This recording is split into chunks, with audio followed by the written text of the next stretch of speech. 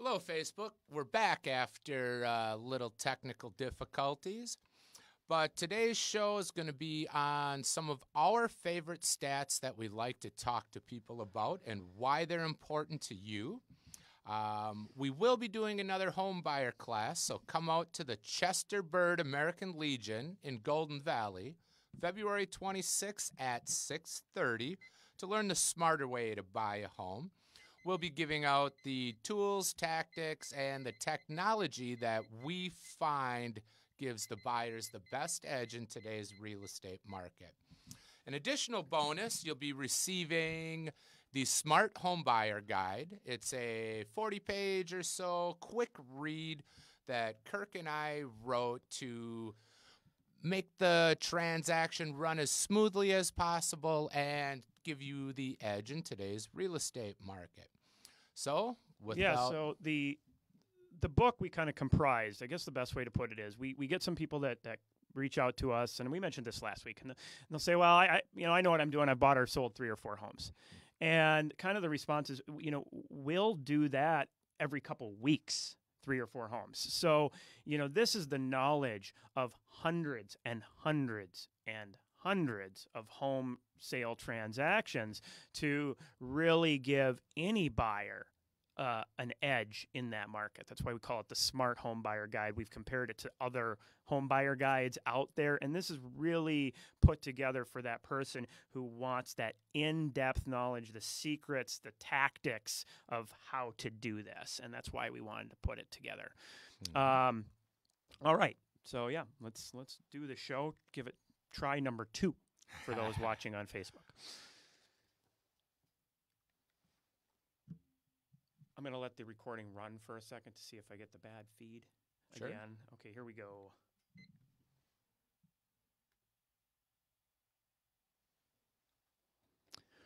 Welcome to the House Geeks Real Estate Show, sponsored by Bricks Real Estate, iLoan Home Mortgage, Network Title, and James Stolson with Country Financial. Today, we're going to be talking about our favorite stats. If you like the information you hear on our show, check us out on our Facebook page. Follow us on our YouTube channel. On Facebook, you can catch us recording most Tuesdays around the noon hour, along with all sorts of great helpful tips, videos, see upcoming classes. Talking about that, we do have an upcoming class February 23rd at the Chester Bird American Legion at 6:30. Go to Facebook, look up House Geeks. You'll see that posted on there. You can RSVP through that. People who attend the class will also get a copy of our book, The Smart Home Buyer, a guide through your biggest financial transaction.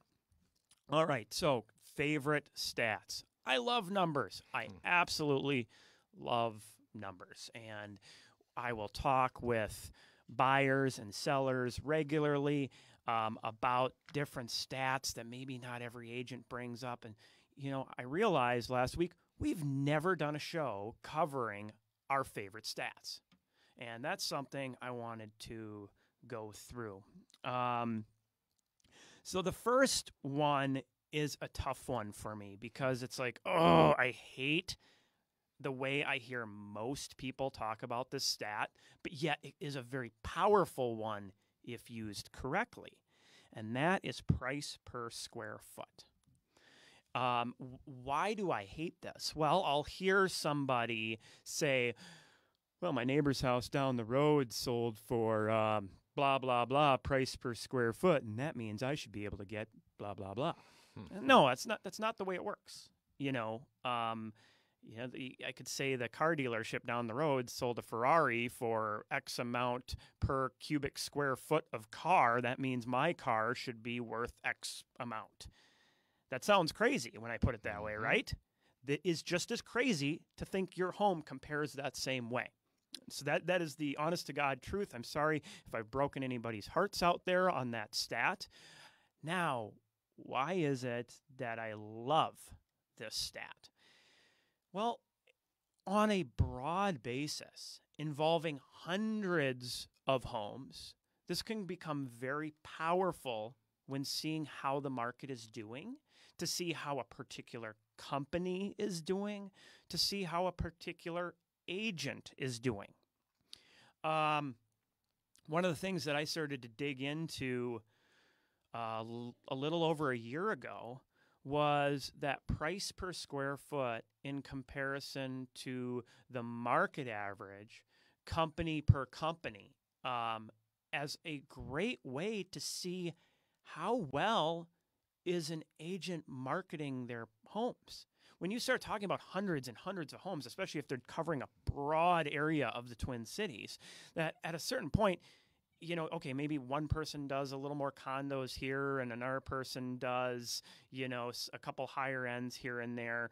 But this, if you get into that hundreds and hundreds range of transactions, it kind of works itself out. And you can really see the value of one brokerage or one agent versus another. And it will blow your mind if you start looking at this data. I mean, I was floored. I kept having to pull company after company after company looking at this and seeing, wow, some of these big names, these big advertisers out there in the Twin Cities marketplace aren't performing necessarily. Let's just put it, they might not be putting as much money towards marketing individual homes as marketing themselves. And it's shocking in a sense that the spread differentials that we're seeing, upwards of, I mean, it sounds crazy, but almost 15-ish plus percent, which we'll get into that in a little bit with one of our other stats. So, I mean, 15%. Let's say, I mean, if you have a median price home in the Twin Cities, 15% is a lot of money in that difference in your pocket as a seller. If I'm not going to bring up any individual companies or stuff like that, but if you ever want to chat about this after the show or curious, I'm always happy to pull this data because it is very interesting to look at. So one that I started to look at, I think this was late last summer, is showings per listing per week. And if you're a fan of this show or follow us on our Facebook page or YouTube channel, we talk about this in our Market Minute, showings per listing per week. Well, so what is this? So what I'm looking at is taking the Minneapolis area and over a 7-day period of time, what is the average number of showings each listing is getting? This is really critical. This is the pulse on the market. This is, having your fingers on the vein, feeling what is the market doing, because this is something that I can look at and see exactly what happened yesterday. This is not something I need to wait for the association to put out 30 days later. I can pull this data and I can look at individual areas, and we'll talk about that in a second. But I can feel what the market is doing by looking at this, figuring out when is exactly the best day to go on, when has the market made a shift towards the positive in any given price range that we can look up. And you can do a lot of calculations with this number. This number will tell you the kind of Twin Cities average number of showings it takes to get a home under contract is about 20, and we'll talk about that more a bit as well. But if we know that the average number of showings per week per listing in a given area is at 4, how many weeks is it going to take? 5 weeks, right? 5 weeks. It'll take 5 weeks on average for that home to sell. You can set proper expectations of how long will it take to sell. And we can look at what your other competition, what they're doing in comparison to what we're getting. And we know if we're in that right spot or above. I mean, that's always my goal, is to be above that number of showings. So this is really awesome as a data point across the market, but it's also an awesome data point down to individual cities, down to individual zip codes, down to individual price ranges. You can see exactly what your competition is doing. I think this, to me, is a more important data point than like days on market, because you can get just so darn specific with it. And I love this, and the numbers don't lie with this. Ever since I've been using this data point, it's been holding pretty true. I estimate here's roughly how long it will take. This is what we should expect, and we're hitting it. It's real data, and it's not just shooting from the hip. Now, the easy number to talk about is days on market, and that's what we're hearing a lot about in the last couple years. The reason you hear a lot about days on market is homes are selling a lot quicker right now, and it sounds like a great stat for an agent to talk about. I sold a home in 2 days. I sold a home in 3 days. How often do you hear that? Quite often these days. Well, are you just underpricing the house for the current market conditions? You know, you have to scratch your head and think about that. But when you're tracking days, when you're tracking showings per week per listing, you're actually gauging the current activity in your specific market for your specific price range, and it gives you excellent data as to whether you're overpriced, underpriced, or right on. Right. Yeah, I think days on market is a relatively BS stat. We did this video about, a must know before you sell, and we're talking about this like it's like the Walmart stat. You drive the price low enough and you have enough locations around, you're going to sell a lot, right? It doesn't mean you're necessarily providing good service. It doesn't mean you're getting the most out of it. All right. We're going to take a quick commercial break, come back, get into some more fun stats. If you have any questions for us during or after the show, give us a call, 612-207-5388. Again, 612-207-5388. Check us out online anytime at housegeeks.com. Happy to help you with any of your real estate needs. Feel free to reach out. We'll be right back.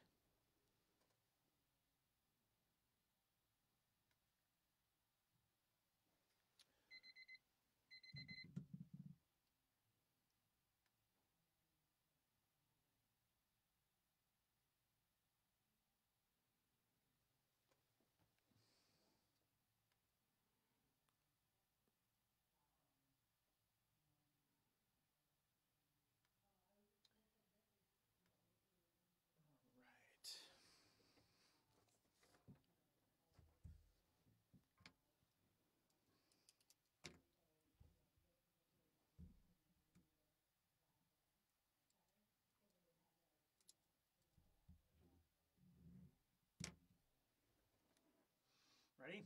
Mm-hmm.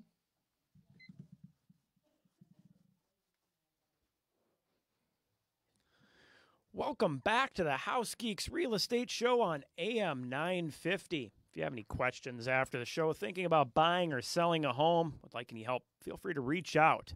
Number is 612-207-5388. Again, 612-207-5388. Follow us on our Facebook page. Type in House Geeks, look for the little house and glasses. There we are. You'll find us. See upcoming classes, events, Funny Photo Friday. I have some really good funny photos coming up here. Some amazing uses of duct tape I've come across. I'm just blown away. Seems like duct tape and spray foam tend to be pretty... The handyman fix-it tools of choice. Yeah. Yeah, I saw some wonderful carpet the other day, too. In the 3 rooms, so it was a bedroom, a hallway to a bedroom. I took this picture, and it was blue and red shag into a green flowery print Berber into a like pea green shag. Oh, my. Yeah, it was beautiful. I'll get it up there for everybody to see. Try to get that up Friday. Yeah, so you can't see that unless you follow us on our Facebook page. And if you like our Facebook page, you'll love our YouTube channel. Find us on there. Type in House Geeks. Once again, look for the little house and glasses. You'll see us on there. Subscribe to our channel. Today, we're talking about our favorite stats. This is a show we've never done before. We kind of covered the price per square foot and why it is a good stat, but also why it's a terrible stat. If you missed that, go to our website. Listen to the show again, because that's an important one to know, because you can really mess up calculating values if you're not using that properly. And then we talked about showings per listing per week and why that's so important. Kind of left off with that. So showings per listing per week, this is good to compare with month's supply as well. You can kind of see, all right, how fast is the market moving? And then, that month's supply can kind of gauge where it's going, I guess, in a sense. One thing that did surprise me a lot was how, and this is why I think the showings per listing per week is so important, and how it is the true gauge, is we are at, I think, 1.7 months supply right now. Yep, 1.6 in the Twin Cities metro area across all home types. Yeah, and so that's gone down even since last time I looked at it. It was basically at that 2 months ago, not much higher. And look how slow the market was, right? So just because month supply is low doesn't necessarily mean the market's moving fast. And I think this last fall was a prime example of that. Inventory. This is one I like. Inventory and month supply do go hand in hand. But when you're comparing it year over year over year, it gives you a good idea of, when I hear people talking about, are we just in another bubble? No, we aren't. Look at the inventory.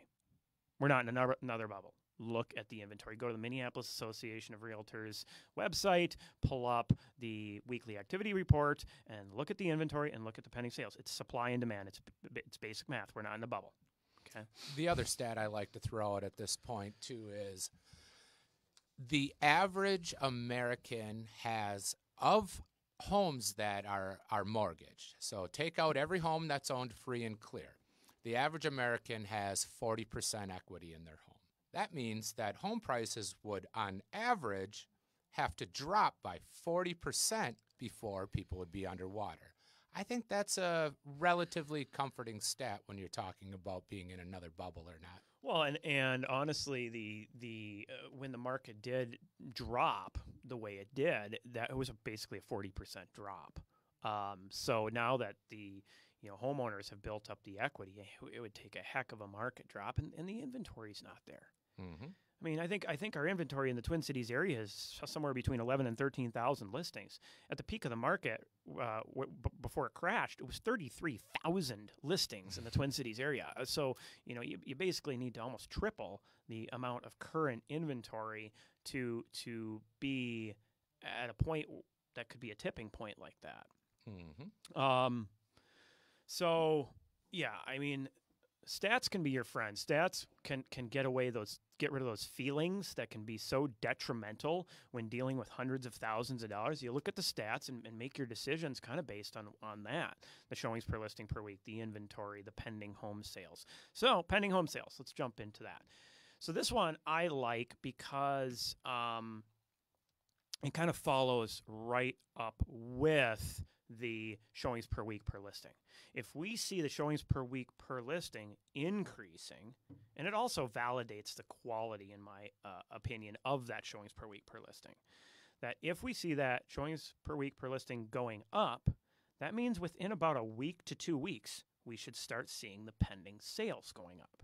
The reason being is it takes about a week to 2 weeks to clear the inspection contingency and move from an accepted offer to pending. Right. And it's going to take buyers a little while to pull a trigger, right? So if we start seeing that showings per listing per week increasing, it may take the buyer a few weeks to go out and decide they want to pull the trigger. And then we see that pending sales pick up. And when we talk about the validation, Yeah, it does. It basically follows it to a T. So if you follow those two stats, if you listen to our market minute, you'll hear that. You'll hear us saying, oh, there's an increase this week in the showings per listing per week, and maybe that week pending sales are down, and then a week to 2 weeks later, you'll hear us saying they're up. So it can be a very good one to just kind of follow the back checking the market is the best way to put it. Showings to pending. This is super important. It doesn't change a whole lot. I've seen this number be up in the close to high 20s at one point, but usually it's between 19 and 21. And showings to pending. And what that means is the number of showings before a home goes under contract on its way to being closed and sold. So why is this number important? Well, it can give you an idea of what to expect. When talking with sellers, I'll say, well, yeah, right now in your area, this is the number of, and that's the other key point. When talking about that 20 number, that's Twin Cities average. If we get down to individual cities, that's going to change, and that's why you look at it on an individual level. And we can help you narrow it down to your specific city or neighborhood as well. Right. So it allows you as a seller to go, oh, okay, so right now the showings per week per listing are at 4.5 for my area, and it's taking X amount of showings. You can basically gauge exactly how long it should take you to get your home under contract. The takeaway you can get from this is if average showings to pending is 20 and you've had 35 showings and you haven't had an offer yet, it's probably likely that your home is overpriced. And some people might say, well, maybe there's just something wrong. That's correct. There may be something wrong, and hence it's overpriced for whatever is wrong. Now, you can go and try to correct that issue, and that's where feedback can be good. You know what? That's a stat I like. I didn't bring up feedback. You should expect between 30 and 50% feedback rate. If you have your home on the market, you're not going to get 100% feedback, and you don't want to push for 100% feedback. The reason being is the person that's most likely going to write an offer on your home is not going to give feedback. They're not going to show their hand and give away their motivations. And if you push for feedback, you're probably going to get inaccurate feedback because you're hounding somebody to give you information. So they're not going to put much thought into it, possibly. So I'd rather have good information than less but better information than more and not as high quality information. And if you push and you're pushing the person who might be actually going to write an offer on your home, you might be showing your desperation and may give up your Great motivations. So you don't want to do that. Wow. Well, we're kind of at the end of the show. I had a few more stats. Staging can get your home between 3 and 5% more. A good quality listing versus a poor quality listing can have a difference of about 14% on your sale price. I'd love to dive into these numbers more and more, but we're kind of out of time. Once again, if you've got any questions for us after the show, thinking about buying or selling a home, need any help, give us a call at 612-207-5388. Again, 612-207-5388. Check us out online as well for all our free great tools at housegeeks.com. We'll be back next week.